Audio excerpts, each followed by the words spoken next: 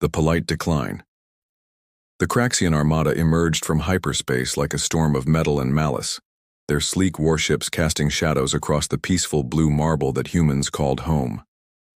Commander Zarkon stood on the bridge of his flagship, the Decimator, his forearms crossed in what his species considered a gesture of supreme confidence. Earth hung before him like a ripe fruit, ready for the taking. Such a small world, Zarkon mused to his second-in-command, Veltor. The database says they've only achieved faster-than-light travel within the last solar cycle. They probably don't even have proper shields. The first message from Earth came through on all frequencies, crystal clear despite the primitive technology the Craxians assumed humanity possessed. A middle-aged woman appeared on their screens, her expression calm and professional. She wore a simple gray suit with a small pin that read, Prime Coordinator Chen. "Greetings to the Craxian Empire," she said, her voice carrying neither fear nor aggression. "I am Prime Coordinator Melissa Chen of the United Earth Government. We've been monitoring your approach for several weeks. We welcome you to our solar system and hope we can establish peaceful relations. May we invite your leadership to a diplomatic meeting on our orbital station?" Zarkon's mandibles clicked in amusement. The humans were trying diplomacy. How quaint. He'd conquered 17 systems and they all tried talking first. It never worked. "This is Commander Zarkon of the Craxian Empire," he responded, allowing his natural superiority to color his tone. "Your world now belongs to us. Surrender immediately and we will consider allowing some of your population to survive as servants." There was a pause. When Prime Coordinator Chen responded, her tone remained frustratingly polite. "I see, that's unfortunate. We'd really prefer to avoid any unpleasantness. Perhaps we could discuss a trade agreement instead. Earth has several unique resources that might interest your empire." The bridge crew of the Decimator erupted in laughter. Veltor's scales shifted to purple, indicating amusement. "They think they can negotiate with us, Commander. Should we show them what happens to those who don't immediately submit?" Zarkon nodded. "Target their nearest colony. Mars, I believe, they call it. A demonstration should clarify their position." The Craxian fleet opened fire on Mars Colony 7, a small research outpost on the red planet's southern hemisphere. The colony's shields, surprisingly, held for nearly 3 minutes before failing. The 1,000 humans inside had already been evacuated through underground tunnels, but the Craxians didn't know that. They saw only the destruction of the surface structures and assumed they'd killed everyone. Another message from Earth arrived within minutes. Prime Coordinator Chen appeared again, and to Zarkon's irritation she still looked calm. "Commander Zarkon, that was unnecessary. 1,007 people were in that colony. We're formally protesting this unprovoked attack and asking once more for you to cease hostilities. This is your first warning." First warning?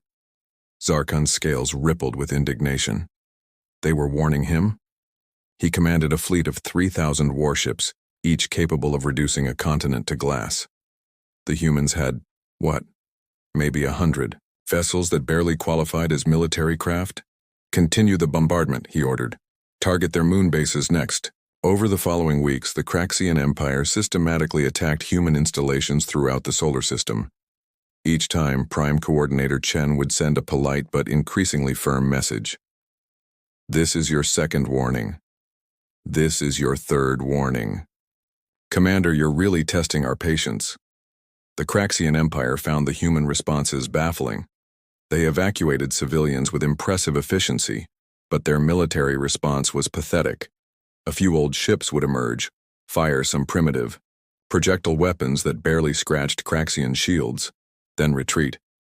It was almost insulting how easy this conquest was proving to be. Veltor reviewed the battle reports with growing confusion. "Commander, something strange. Human casualties are surprisingly low for the amount of damage we're inflicting, and their government keeps sending these courtesy notices. Yesterday's message actually apologized for the inconvenience of having to defend themselves." "They're weak and confused," Zarkon dismissed. "Their civilization is young. They don't understand that power determines everything in this galaxy." But doubt crept into the edges of his confidence when he noticed something odd in the tactical displays. Earth's defensive satellites, which they'd dismissed as obsolete, were moving. Not fleeing or attacking, just repositioning, creating geometric patterns around the planet that served no obvious military purpose. On Earth, in a bunker 3 miles beneath Mount Everest, the real human military command watched everything unfold exactly as planned. General Sarah Martinez turned to Prime Coordinator Chen, who had just finished sending her latest diplomatic protest. "They've taken the bait completely," Martinez reported. "Fleet Alpha through Omega are in position. The Veil Protocol has kept them hidden perfectly. The Craxians have no idea what they're actually looking at." Chen nodded slowly. "How many warnings have we given them now?" 47 formal diplomatic protests, 15 ceasefire requests, and 9 explicit warnings about consequences, her aide replied. "And our actual casualties? 0 combat deaths.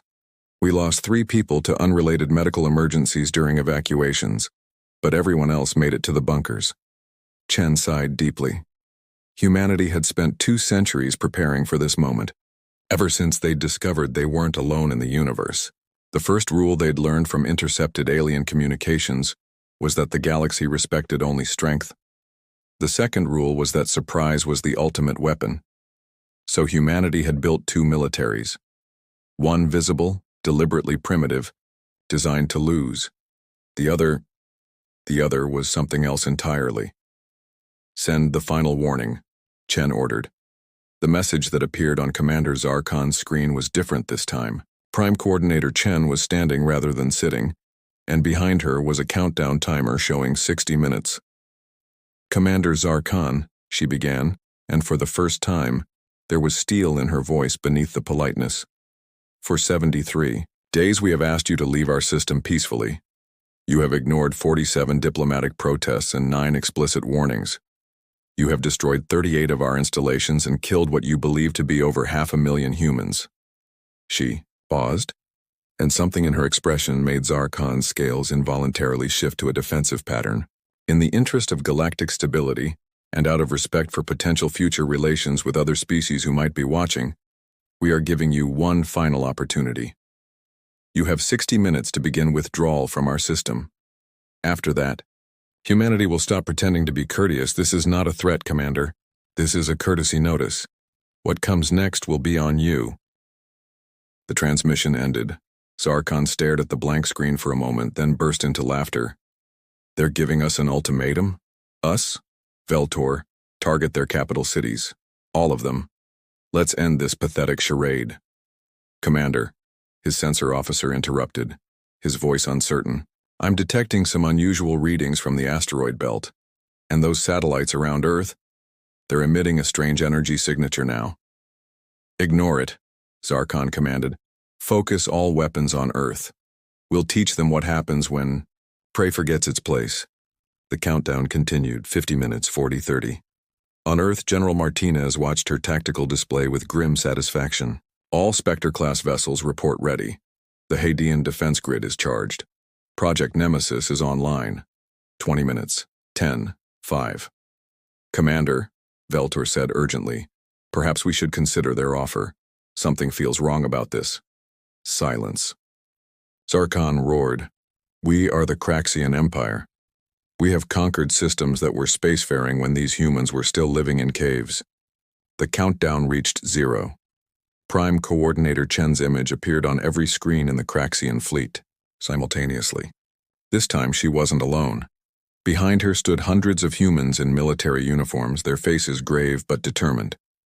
"Commander Zarkon," Chen said simply, "courtesy time is over." When courtesy ends, the change was instantaneous and terrifying. Every piece of debris in the solar system, every asteroid, every derelict satellite that the Craxians had dismissed as space junk, suddenly revealed itself to be something else entirely. The transformation was so complete, so overwhelming, that for a moment the Craxian fleet's sensors simply couldn't process what they were seeing. "Commander." The sensor officer's voice cracked with panic. "The asteroid belt. It's not an asteroid belt. It's a fleet. 15,000 vessels minimum. They were hiding in plain sight." Zarkon's 4 hands gripped his command chair as his tactical display exploded with new contact markers. Ships were emerging from everywhere, from behind moons, from inside gas giant atmospheres, from dimensional pockets that shouldn't have been possible with human technology. The primitive vessels they'd been fighting weren't humanity's military.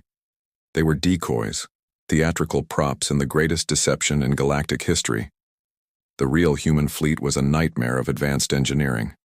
Ships that bent space around them, vessels that seemed to exist in multiple locations simultaneously, craft that defied every known law of physics the Craxians understood.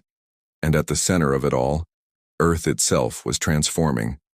The planet's surface split open in 1,000 places, not with destruction but with purpose. Mountain ranges revealed themselves as camouflaged weapon platforms. Oceans parted to expose massive energy projectors. The entire planet was a fortress, had always been a fortress, just wearing the disguise of a peaceful world. General Martinez's voice echoed across all communication channels, replacing the polite tones of Prime Coordinator Chen. Craxian Fleet, this is General Sarah Martinez of the True Earth Defense Command.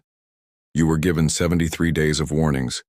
Every human you thought you killed was a volunteer playing dead. Every ship you destroyed was a remote-controlled decoy.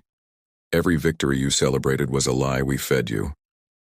The first wave of humanity's counterattack didn't use weapons in any conventional sense. The satellites around Earth, now revealed as gravitational manipulators, reached out with invisible hands and simply took hold of space itself.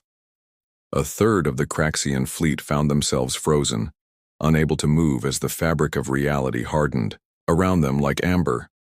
Impossible, Veltor gasped. They're using weaponized space-time. That technology is theoretical at best. All ships, return fire, Zarkon roared, but his commands were already irrelevant. The human vessels didn't fight. Like any opponent the Craxians had faced, they didn't form battle lines or exchange volleys.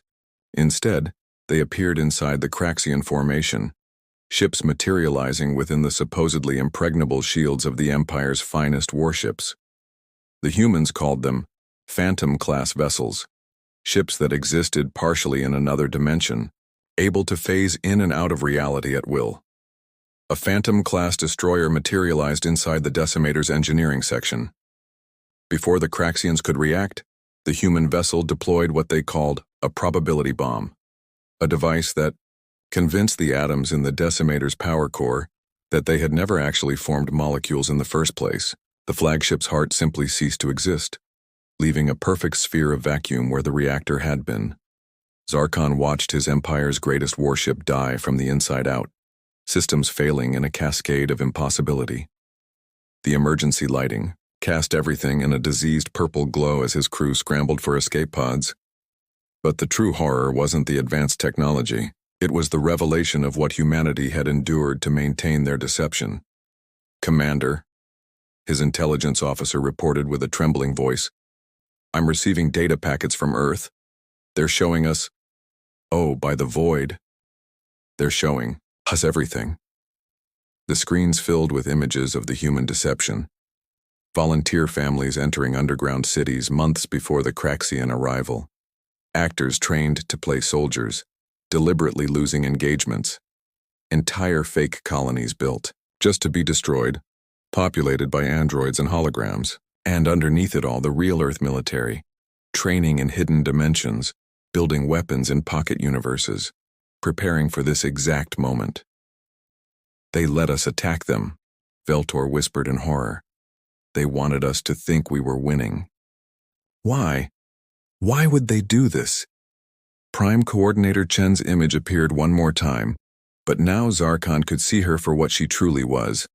Not a diplomat, but a master strategist who had played him like a cheap instrument. You're wondering why, she said, as if reading his thoughts. Why we let you attack us, why we maintained the facade for so long. The answer is simple, Commander. We needed the galaxy to see who the real aggressors were. Every moment of this conflict has been broadcast to every civilized system within 1,000 light-years. They saw us try diplomacy. They saw us offer peace 47 times. They saw you reject every opportunity for a peaceful resolution. She paused, letting the weight of her words sink in. When we destroy your fleet, and make no mistake, We will destroy your fleet. No one will call us the aggressors. The galaxy will know that humanity tried every peaceful option first. We're not conquerors, Commander. But we're not victims either. The human fleet moved with coordinated precision that seemed almost choreographed. They didn't just defeat the Craxian ships, they dismantled them with surgical precision, weapons that turned energy shields into prisons, trapping ships in their own defenses, viruses that convinced computers they had never been programmed, temporal weapons that aged sections of vessels while leaving others untouched, creating ships that were simultaneously brand new and millions of years old. Within 6 hours, the mighty Craxian armada of 3,000 warships had been reduced to 300 survivors, all of them disabled, all of them at humanity's mercy. Zarkon found himself on the bridge of his crippled flagship, life support failing, watches the systematic destruction of everything he'd built his career on. A human boarding party materialized on his bridge, not through the doors, but through the walls themselves, their armor phasing through solid matter. The human who approached him removed her helmet, revealing a young face with old eyes. Captain Lisa Park. Her uniform identified her, though Zarkon suspected that even this might be another layer of deception. "Commander Zarkon," she said, her tone returning to that infuriating politeness the humans had maintained throughout the conflict. "Prime Coordinator Chen would like to offer you terms for your surrender." "Terms?" Zarkon laughed bitterly. "What terms could you possibly offer after this humiliation?" "Generous ones," Captain Park replied. "Your surviving ships will be escorted out of our system. Your crews will be given medical treatment and supplies for the journey home. You'll be free to return to your empire with a message." "What message?" Park smiled, but it didn't reach her eyes. "That humanity prefers peace, but we're exceptionally good at war. That we'll trade with anyone, befriend anyone, help anyone. But if you come to our world with weapons and threats, you'll discover that our courtesy is not weakness. It's the thin line holding back something far worse."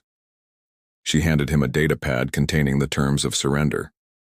As Zarkon read them, he realized they were indeed generous, impossibly so. The humans were letting them go, giving them supplies, even offering to repair critical systems on their ships. It made no sense. "Why?" he asked finally. "You could destroy us all, end the Craxian Empire's military power forever.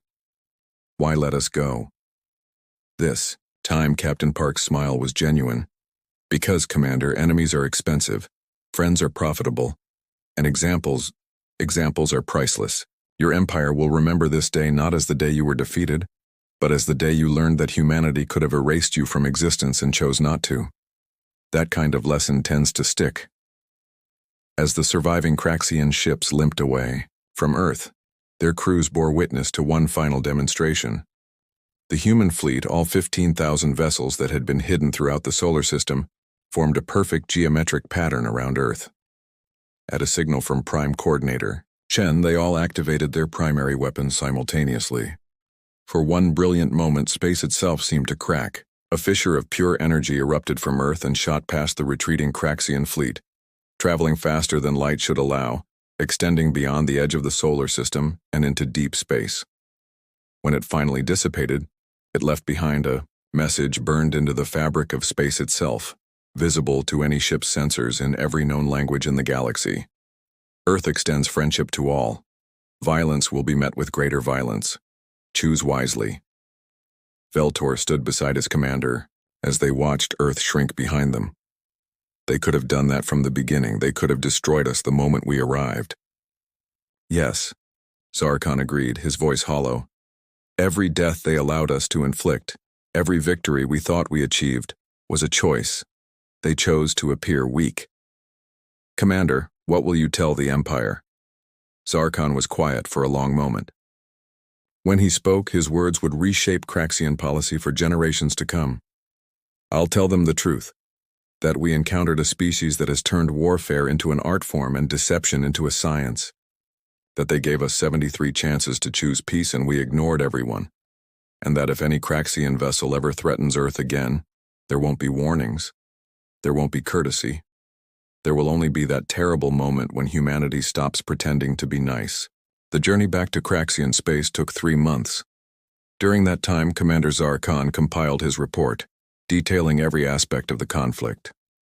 But the part that haunted him most wasn't the advanced technology or the elaborate deception. It was a single line from Prime Coordinator Chen's final message to him. We learned long ago that the most dangerous predators are the ones who can choose not to hunt. Today you learned that humanity made that choice 73 times. We won't make it a 74th. The Craxian Empire never threatened Earth again. Within a year, they had become one of humanity's strongest trading partners, exchanging technology and resources in a relationship that benefited both species. Other aggressive species took note of what had happened to the Craxians and chose diplomacy when encountering human vessels. Earth's reputation spread throughout the galaxy not as conquerors or warriors, but as something far more unsettling. A species that had weaponized courtesy itself, turning politeness into a countdown to catastrophe. The unofficial motto of Earth's diplomatic corps became known throughout known space. We'll ask nicely until we don't. And in the hidden bunkers beneath Earth's surface, in the disguised ships among the asteroid belt, in the pocket dimensions where humanity's true military trained, they maintained their watch. Always polite, always patient, always ready for the moment when courtesy would end, because humans had learned the greatest truth of galactic civilization. True power isn't in the ability to destroy your enemies. It's in making sure everyone knows you could have and chose not to. That choice, that restraint, was the most terrifying weapon humanity possessed.